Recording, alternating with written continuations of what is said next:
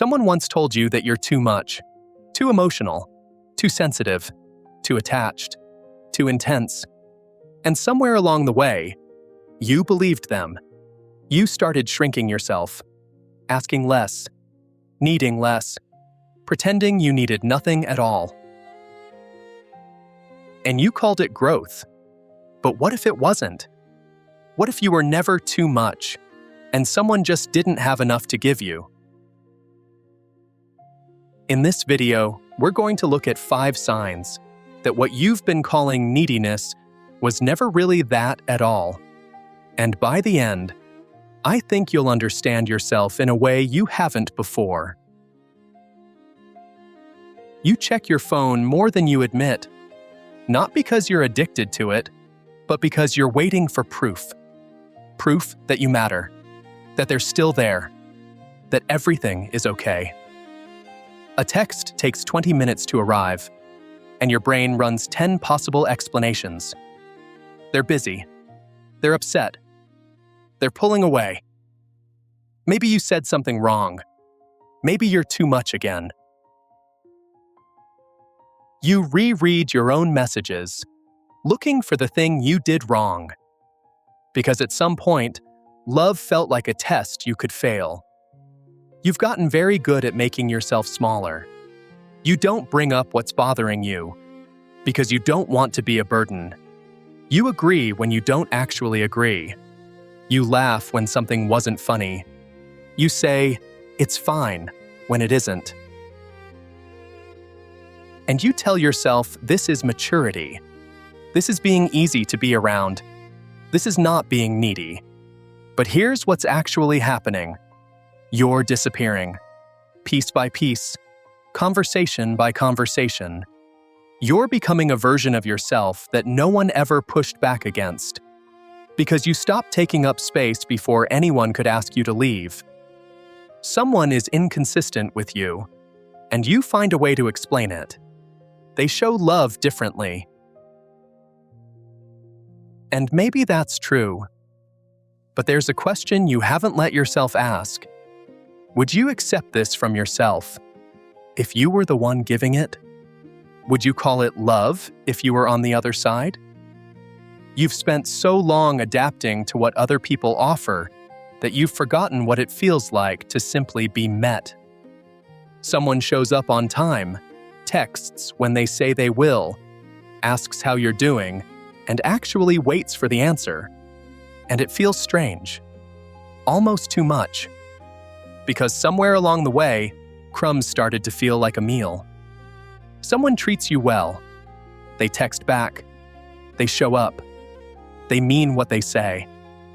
And instead of feeling safe, you feel suspicious. There's that tightness in your chest.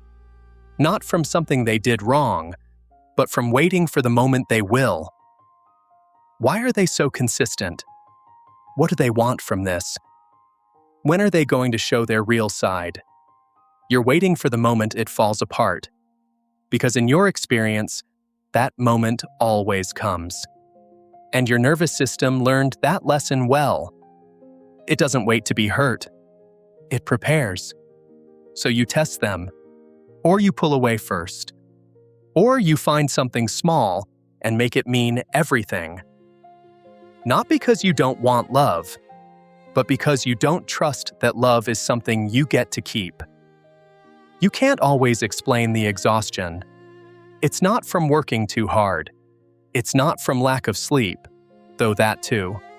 It's the weight of constantly monitoring, constantly adjusting, reading rooms, reading people, reading silences.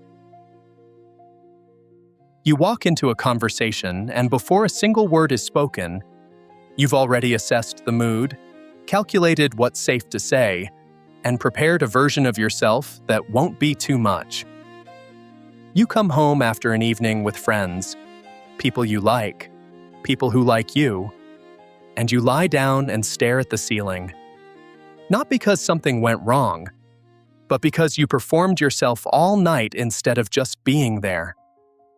That takes enormous energy, and no one sees it.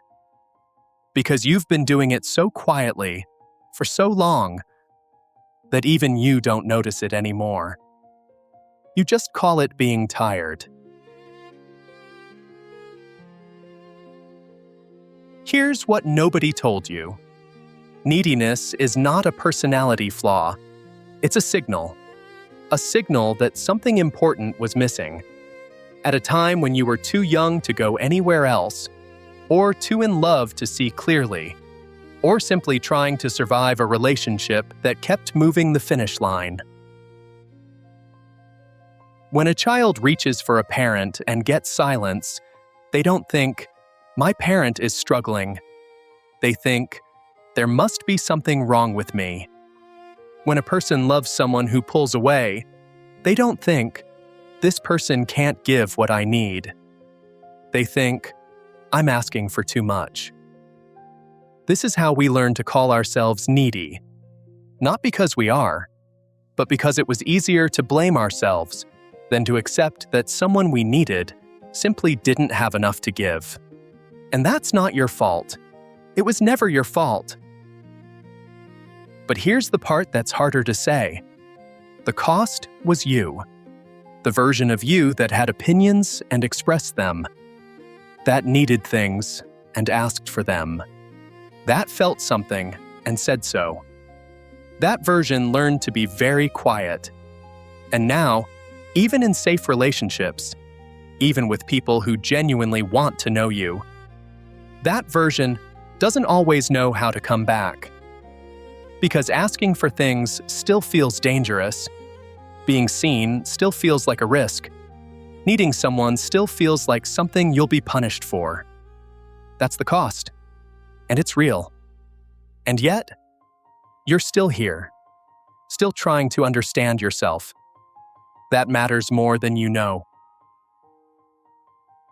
This isn't about becoming someone who needs nothing. That person doesn't exist. And trying to become them is just another way of disappearing. This is about something smaller.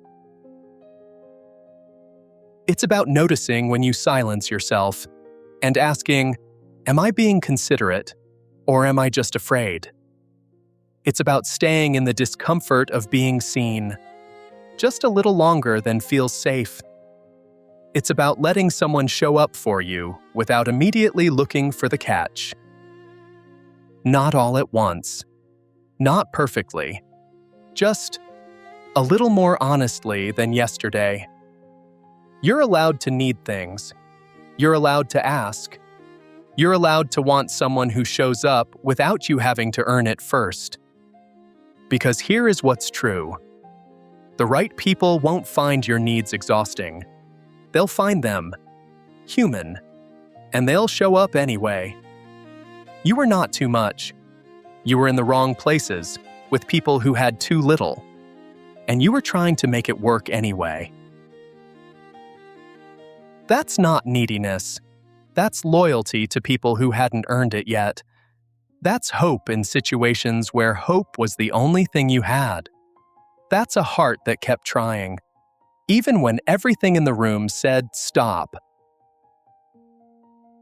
You were never the problem. You were just in the wrong story.